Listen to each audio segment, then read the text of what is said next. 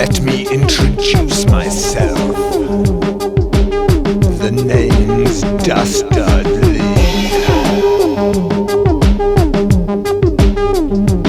So I'm the new Messiah. On your knees, let us pray. Amen to that cat, or is it ket for the trance effect?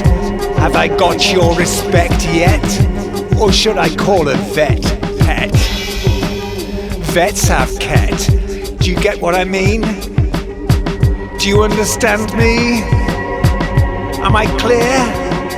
Enough respect at the altar of dance, in a psychedelic trance. Let us pray the Laudanum's prayer. Our Father, who is art in heaven, hallowed by the same. I heard a bit there. There you go. Yeah, test.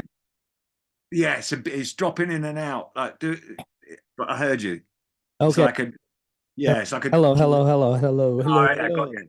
Hello, and thank Excellent. you for choosing the Rooster Show. And this is a wonderful episode with Sheep on Drugs. We have Lee here. Hello, pleasure to have you. Yes, nice to be here. Exactly the way I remember you. Cool. Like totally. Yeah. Haven't Yeah. changed a bit. Yes, exactly. Go club. I used to club in California, in Hmm. LA, in San Diego, at what's called Therapy in San Diego. Oh, Right. yes. Brian Pollard, Yeah. yes, he's a good friend of mine, and for like 30-something years. Right. I Right. love the guy. So, anyways, cheers, welcome. Yeah. Yeah. Nice to be cool. here. Yeah. How you doing? I'm doing good, actually. Yes. Got a new album. Just finished mastering it recently. So hopefully that'll be out in around March, April time. That's what I'm aiming for. Yeah, And we could probably record a little promo for that or something, you know. yeah, cool. Yeah. Cool. When that Yeah, when the time happens, and when you have it out, we'll just go. We can do like a little ad, you know, or something, just to promote it. That sounds maybe, great. maybe like 5 minutes or something, you know, whatever, you know, you talk about it. Yeah. You know, how you Sounds came brilliant. about tracks and all that stuff. And yeah, Mm. wonderful. Okay, I want to know about you. I know that Sheep and Drugs have been around since 1990, around there, right? 91 we got signed. Yeah. And initially to Rhythm King, which was an independent, and then got snapped up by Ireland, which was which was amazing because Chris Blackwell signed us. We never actually met him, but he signed us, which is a kind of a blessing in disguise because basically it meant that we didn't have an A&R man, and then basically it was we were signed to the American subsidiary to Ireland, so they said, "Oh, the head of Ireland UK can A&R you," but it's like, of course he can't. He's doing his job. So we never had an A&R person in Ireland, which was ridiculous. And then Polygram bought Ireland, and everybody that hadn't recouped, because we just had an advance and a top 40 hit here. So we just had, that was all happening. But they bought the company and thought, these people haven't recouped. So us and about 20 odd other bands were just dropped. Wow. So which was bad. Yeah. That's awesome. And then in 1998, the record industry started shrinking with the, file sharing, etc. So now it's very difficult for people to get on major labels, especially called Sheep on Drugs. Yeah, exactly. Yeah. So, I got another guy that kind of has you beat, the Crackcore Babies. Right. Okay. Oh, yeah, that's a good name, man. You have to admit that's a good one. The Crackcore Babies. Yeah, he's a good guy too. He does good music. He plays kind of gothic, more dark wave-ish and stuff. Okay. But it's nice, and he lives out Spain, I think. Okay, cool. He's a good guy, wonderful guy. Anyways, enough about him. So tell me about your early years. How did you come up with your identity and well, what it was is back in like when I met Duncan in about 88, we started chatting, and because we were both into the sort of acid house and stuff, and we were listening to a lot of it and sort of imagining what the band would look like. playing it, not really realizing there was no band, and it was like one guy in his bedroom. Of course, yeah. Yeah. So the thought of imagining that is fun, though. Exactly. Yeah. So we were imagining, what the band would look like. Oh, yeah, bass player, and so we were discussing that, and then we decided to form a band, even though Duncan had never actually done music before, but he was writing a lot of words down. So I thought maybe you can do the words. So because that was the other very problem. important part.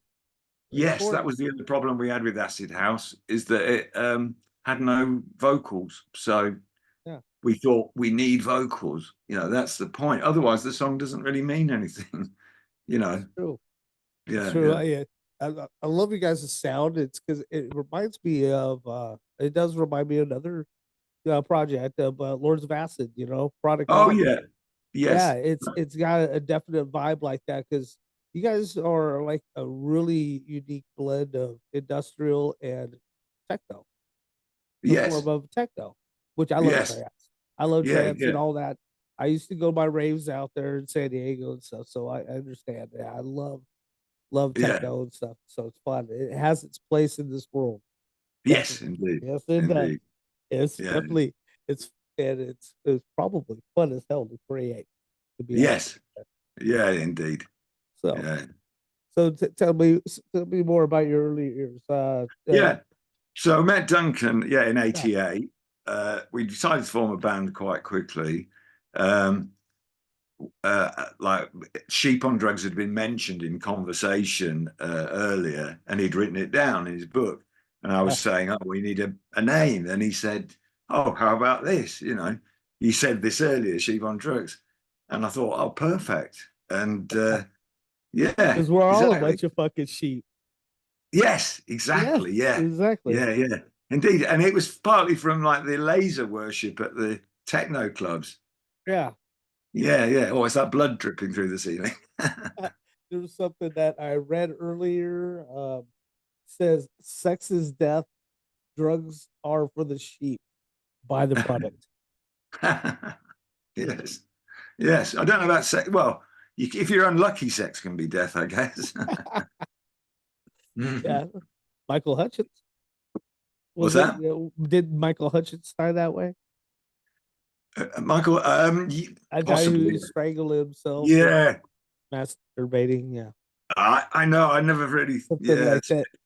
I love Michael Hutchins. So he's like one of my favorites when it comes as far as the 80s, the 90s. Yeah, that's why it's so tragic, isn't it? Yeah, it was. It was tragic. It was. Yeah. So, with your musical history, like, how did you play other like guitar instruments, bass? Yeah.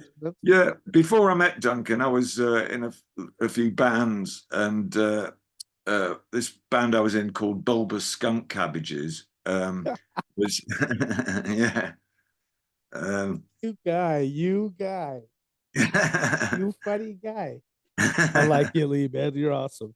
It's right down my alley, man. I love it. So Bulbous Skunk Cabbages, there was varying numbers, but I got a chance to play all the instruments, so I got a good grounding in everything. So that's awesome. So and then, like, while I was working with these guys, it was frustrating because sometimes there'd be a rehearsal and either somebody would be too pissed to play properly, and sometimes people wouldn't turn up. So I just thought, this is rubbish. I just thought, I'm going to get some as soon as I can, I'm going to get some machines, a drum machine and a sampler. Yeah, they don't argue. They don't argue. They always show up. They all show up. They do their job. So, and I just thought, so I can be more out of it on stage. That's what I thought, Exactly. Yeah, you get more of the glory. Yeah, they don't drink. That's great. Yeah.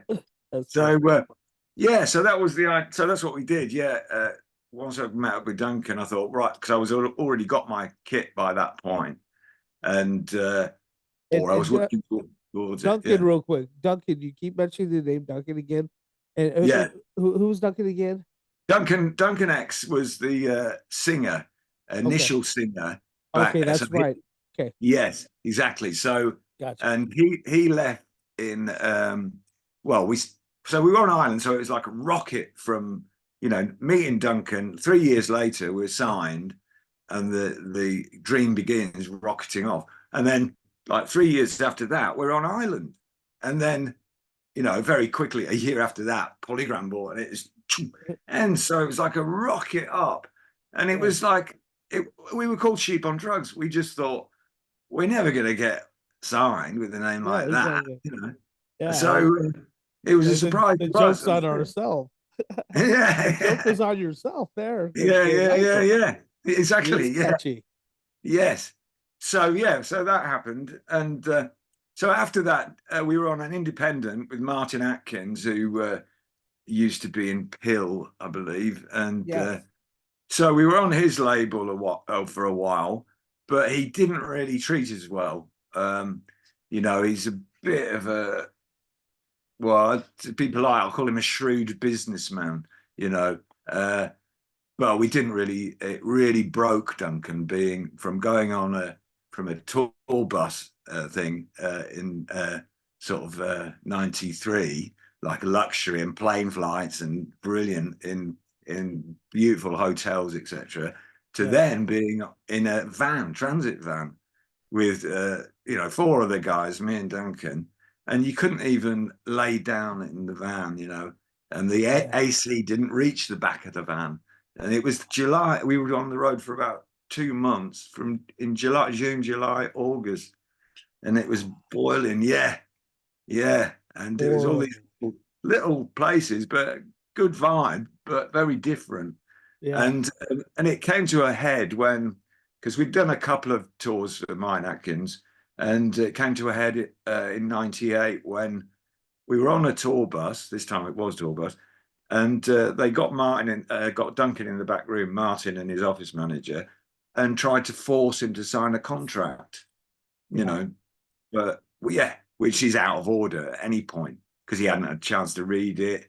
It was obviously some rip-off thing, and he was getting pressure because before he did the tour, he said, I can only do it if you can pay my rent, because I'll be away. So, you know, that's the deal he made. Which is basically they said, if you don't sign this, we won't pay your rent, and they didn't. Absolutely outrageous. Wow.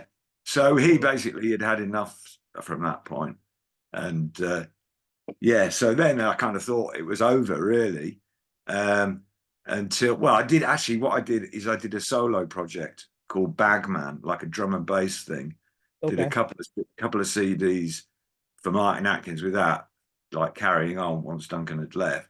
And then I did that for a bit, did lots of remixes, etc. And then I met Johnny Borden, my female accomplice, in about 2005, I think, something like that. And quite soon I thought, oh, she would be good as a band member too. And then I thought I could start Sheep on Drugs up again, you know. So so that's what we did, and we've been slogging around. It's nice having that one, the female vocals too, as well. You know, because I mean, they can just hit. I mean, they just hit notes that we can't ever do. Well, that's it, and it's a different sound. I mean, on the last album, Does Dark Matter, Johnny's voice is featured quite prominently. She's doing pretty much all the singing. I do a couple of tracks, but you know, she's got a good voice. And wonderful. Exactly. And I've got her on the new album on a couple of bits of backing vocals. But there was a bit of a hoo-ha, like about a year, well, not quite a year, a bit less than a year ago, when I'd got with a gig ready, some couple of gigs up in Scotland, which is a nightmare because you've got to go up the day before because it's so far. And it's basically 2 days before. She'd let me down for rehearsal about 4 or 5 times. We got one chance to rehearse a couple of days before. So I get round to hers. It's all set up, and she doesn't want to rehearse. And then she says, it's it's turned into a one-man show. So she kind of, and I know it was a power play, she expected me to go, oh, please, I can't do it without you, or something. And I said, okay, if that's what you want to do, I'll do it myself, you know, which I did, and it went down very well. So I know I can do it myself now. So anyway, so that was a hoo-ha. So I did a few gigs last year by myself, but I did miss having another person, you know, to of course do the odd thing and so people don't have to look at me all the time. They can look at someone else. Exactly. And so what I've done recently, I spoke to Johnny. Well, it was last night actually. I saw her, and have decided to hire her again. So wonderful. yes, exactly. So that it's not. She's not full member of Sheep on Drugs in the way that I'm not going to divide the merchandise money with her, etc. Yeah. But she's, you know, she'll be there for the gig basically, and I'll pay her a fee. I'll pay her a fee, and then it should be all easy then. So wonderful. That's the plan. Yeah. Good to have her back then. Yeah, exactly. As I say, because really, what I thought when I was doing it, gets lonely on the stage by yourself. I've done several shows myself because I like to write alternative goth rock, and but I also write punk rock, and I also write a little industrial, but I don't have anything actually done yet. Yeah. So I'm working on that. So, but I understand being on the stage by yourself, it gets kind of lonely. So yes, it is. You do have it to. Does. Yeah, you have to work doubly hard, kind of thing. Yeah, you know, it's nice to share that energy. Share that energy with the people, to share the energy on stage together, and you know, even if it's a smile once in a while, you know, looking at each other and saying we nailed it, you know, we nailed that, you know. Exactly. Let's do the next one now. Ready? Yes. Yeah, indeed. Yeah, it does help. And also, I thought, right, when I was doing these solo gigs, I thought it's not really a band now. I just thought it's a solo act because you need two people to be in a band, really. Yeah. So that was another thing that made me think about it. So so hopefully around Easter, when we release the album, we'll get do some kind of a UK tour. Fingers crossed. Yes, exactly. Fingers and toes crossed. Yeah. My toenails are crossed too. Yeah. Yeah. Wonderful. When was your very first show for Sheep on Drugs? The first show was. Where was it? And how'd it go? It was in Hither Green Scout Hut, which is in South London, and it was about 1989, I think, the summer of 1989, and it's very, very different show, actually, very odd, but it went down really well. So very odd show. Yeah. Duncan was in a wheelchair, and he wasn't really doing. He was doing a bit of singing, and but he was performing really, and he was in this wheelchair, wheeled on, and with all these toys that he'd made up these lyrics to go with. So he was talking about these toys and singing and throwing them out of his wheelchair. Oh, funny. Yeah, oh, my Lord. It was funny, man. Yeah, that's awesome. That's funny. Exactly. Yeah, that's the joy of the stage. You can do whatever you want. You know, it's your show, your performance, man. You know, and just do what you got to do. You know, that's what makes you good and unique at what you do. You know, so So did you learn to play those instruments yourself then, like guitar and all that, bass? Yeah, so you're self-taught with all that. Okay, wonderful, wonderful. Yeah, cool. And so your process of coming across your music, how does that come about? Right. Well, your, modus operandi, creative process. Yeah. Well, what recently, possibly a year and a half ago, 18 months ago, something like that.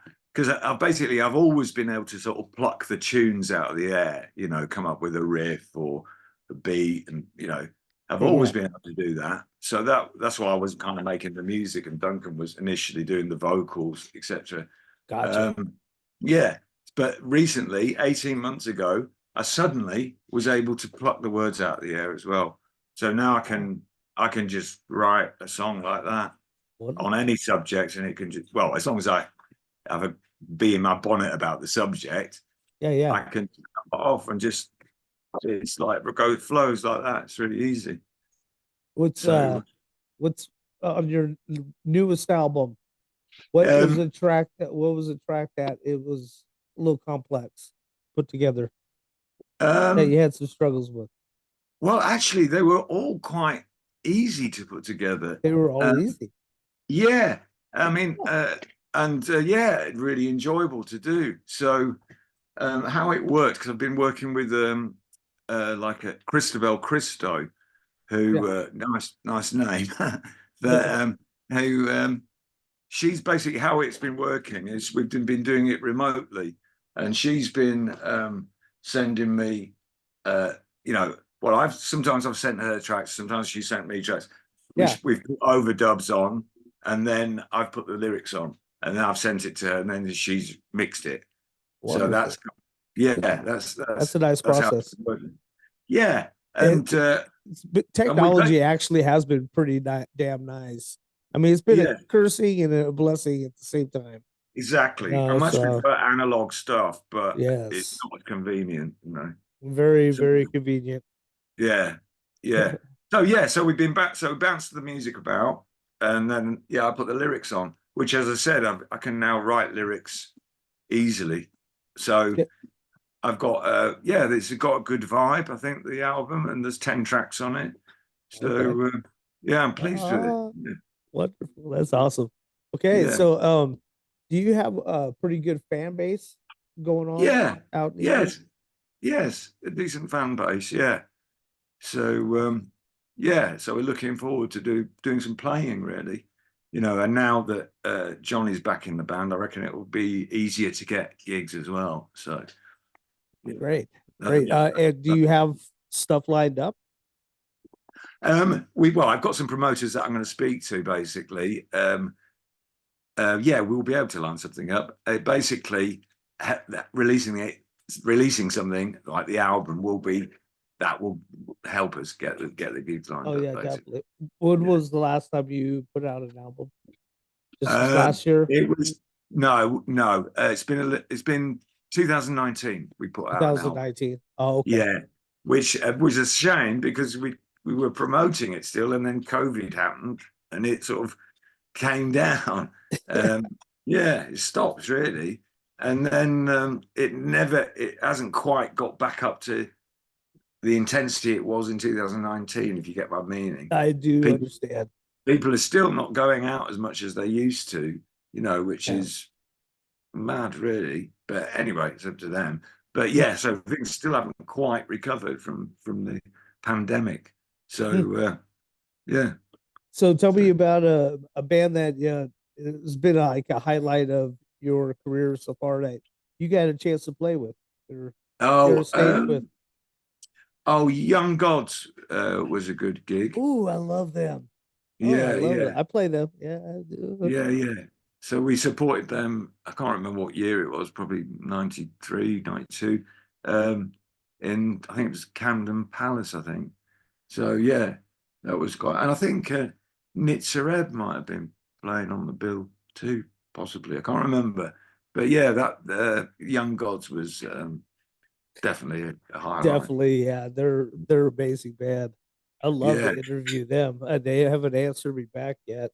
Right. I'm trying. Yeah, indeed.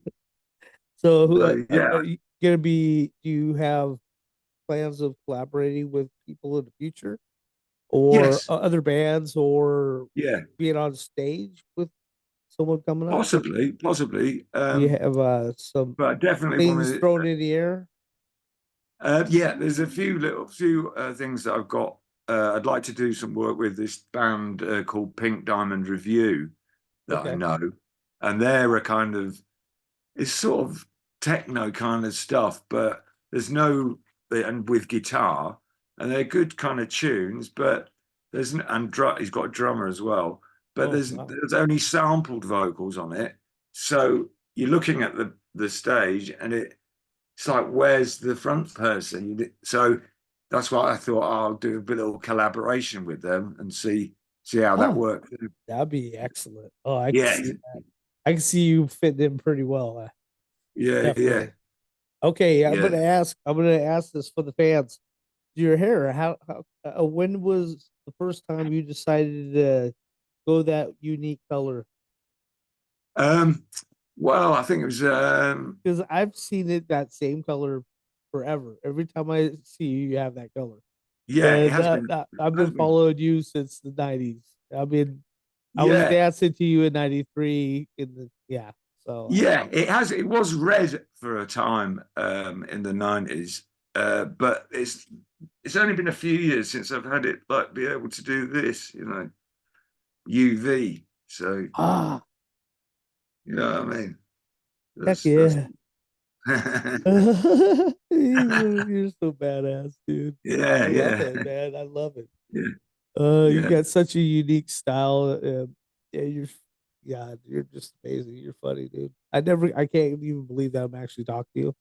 This is actually really cool. This is really amazing. So, have you always been from England? You've always lived out Yeah, there, or yeah, yeah, yeah. I've lived in no time out in Cali, stuff yeah, like yeah. that. No, Okay, no, no. Just always. yeah, living in England. Yeah, yeah. I did live in Chicago for a couple of years.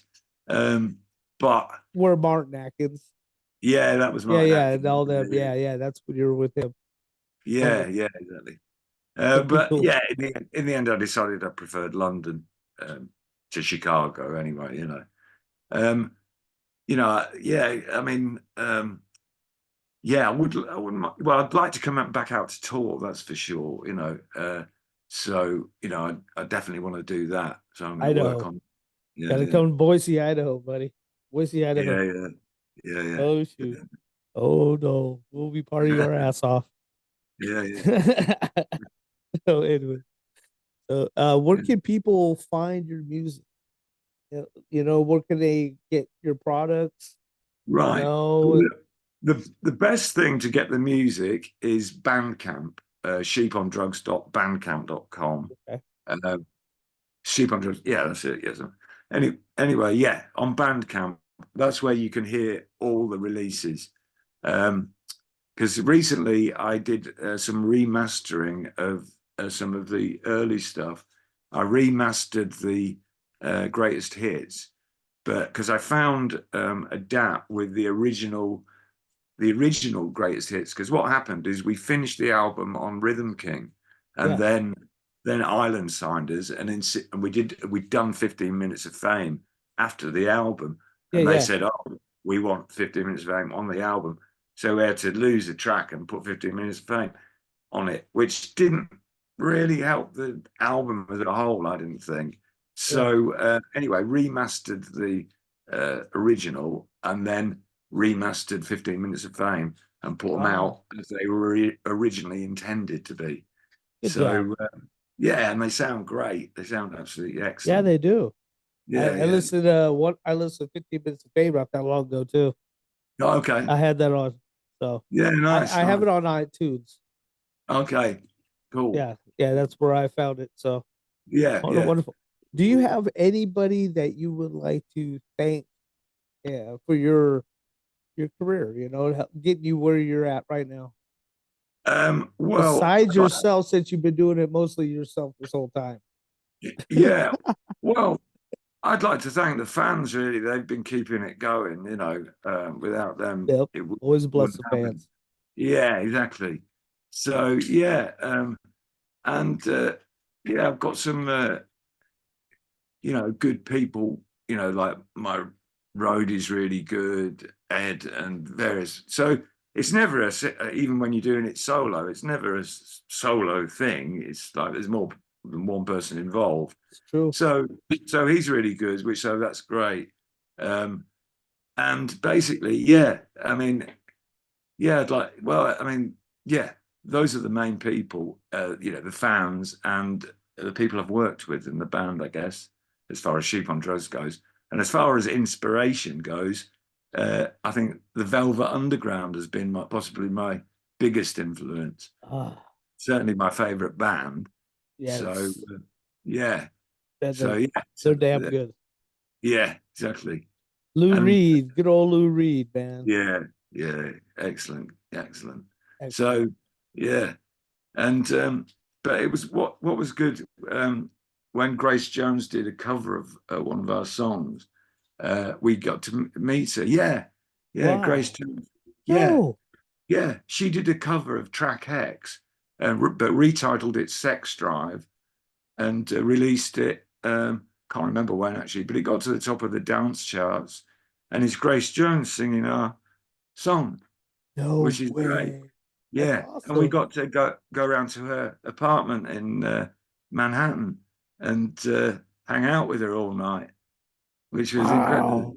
Yeah, that'd be badass. That was cool, great. Yeah, that's a good story.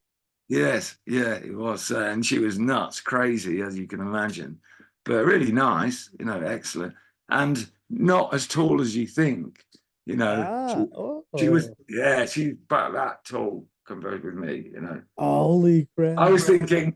Yeah, I know. I would always think that she would be like up there, like hello, yeah, I will crush you.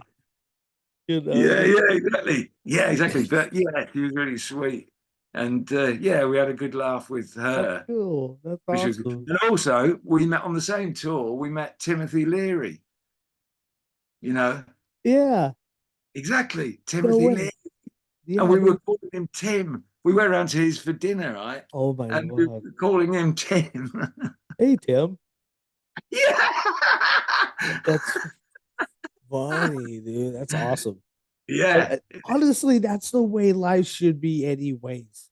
We are we're musicians, and sometimes people categorize, well, we're musicians and we got to be private and this and this and that. And no, we're just people that need to be talking to, we need to let out, and so that's why I do my show actually, is because I created my little Facebook and Instagram. I try to create an environment of just nothing but musicians. Most of all the people that are on there are all musicians.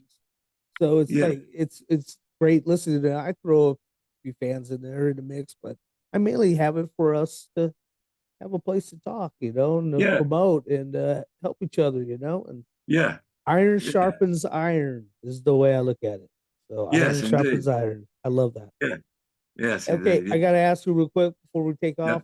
Your logo. Who came up with the logo with the syringes and the Duncan did that. That's Duncan's work. Yeah.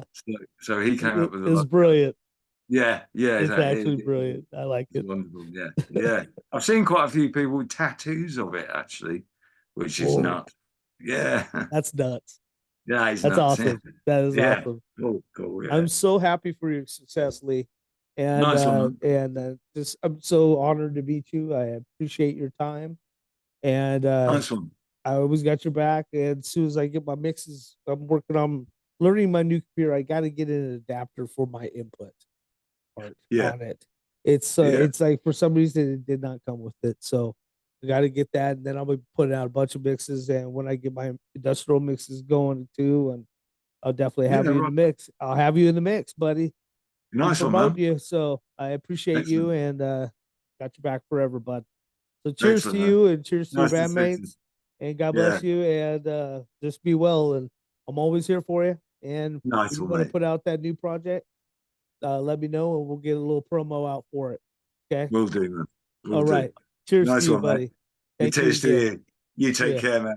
See ya.